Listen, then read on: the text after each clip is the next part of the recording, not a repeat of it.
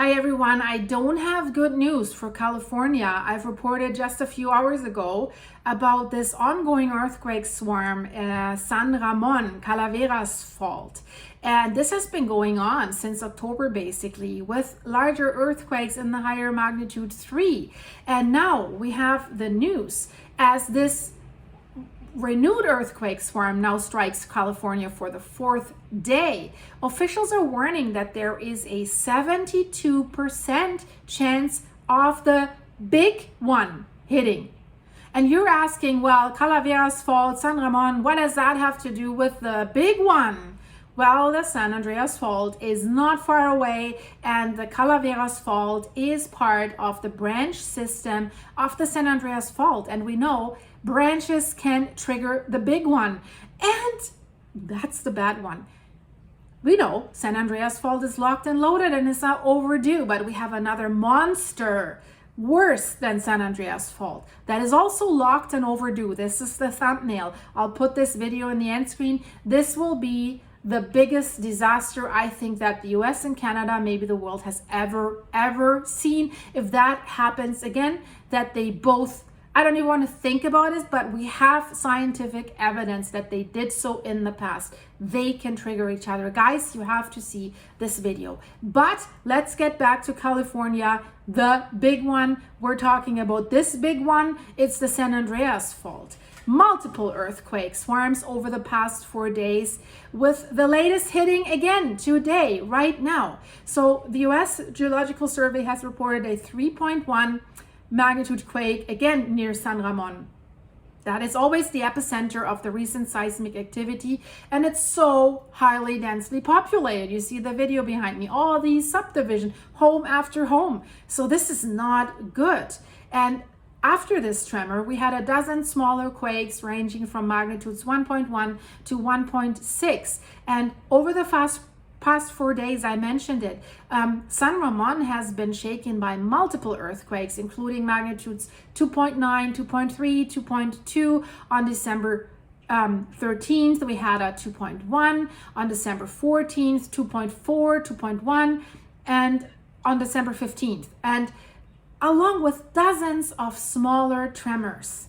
So according to the USGS data, San Ramon has recorded at least 21 earthquakes ranging from magnitude 2.9 to 4.0 over the past 2 months.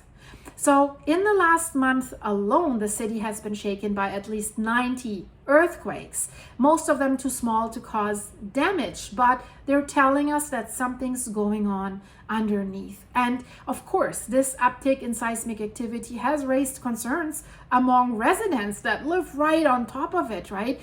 They fear that the clusters of quakes could be a warning sign of a much larger earthquake. And while they do release stress, if something's shaking, they can trigger the stress release of another fault, right?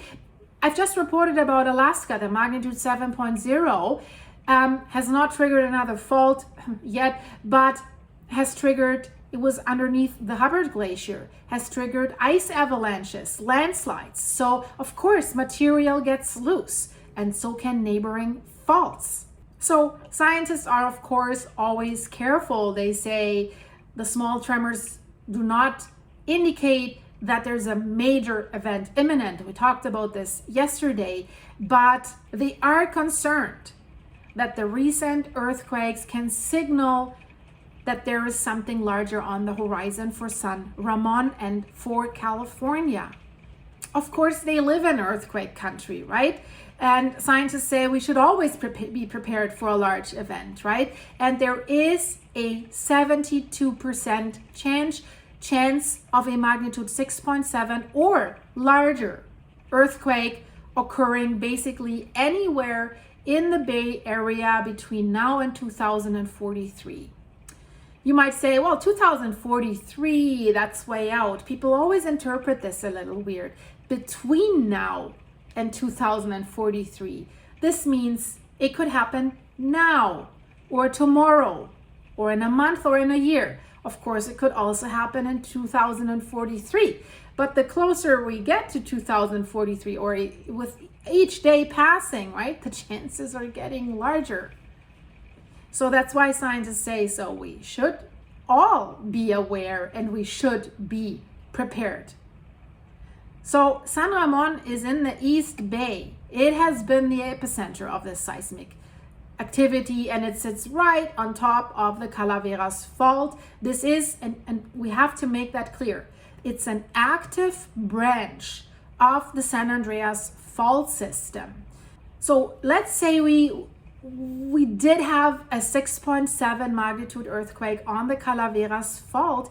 This would absolutely, guys, be classified as a major seismic event that is capable of causing significant damage in densely populated East Bay communities. Let's compare this to the 1989 Loma Prieta earthquake. That was a magnitude 6.9. It was widely labeled as the big one at that time. It caused widespread destruction, and the USGS uses the 6.7 threshold when discussing the long-term probability of a big one in the Bay Area.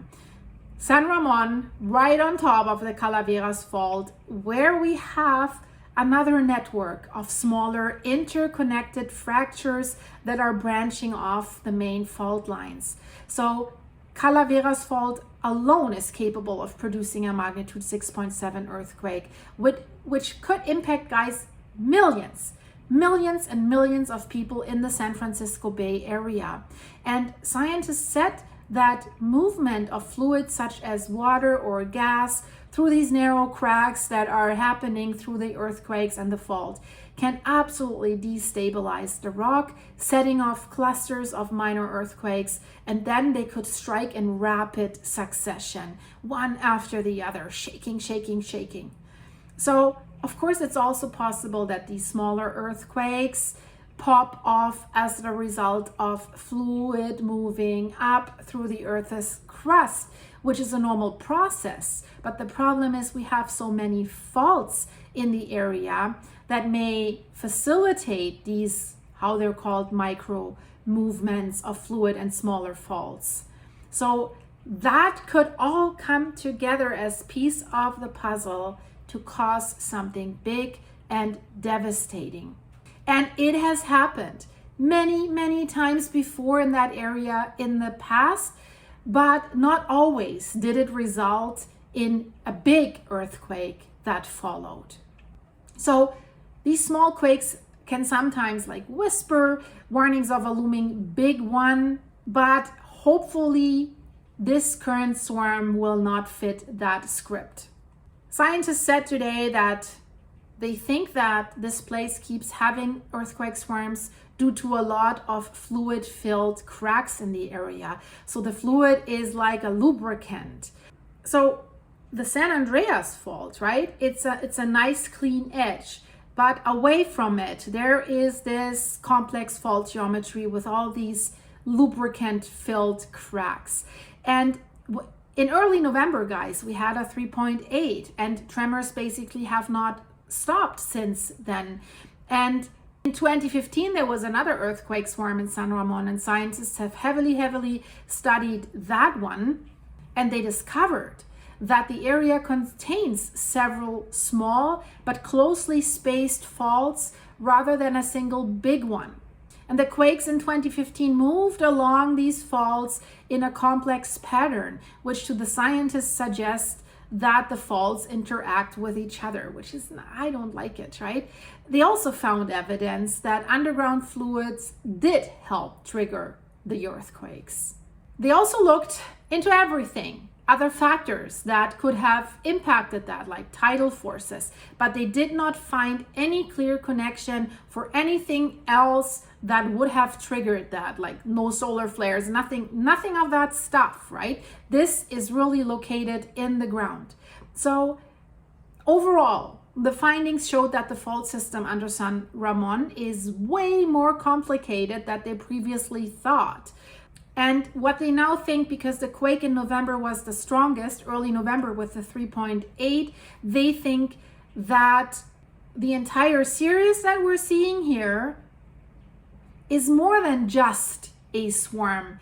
It's a tense aftershock sequence. They say each tremor is echoing the power of the one that started it all.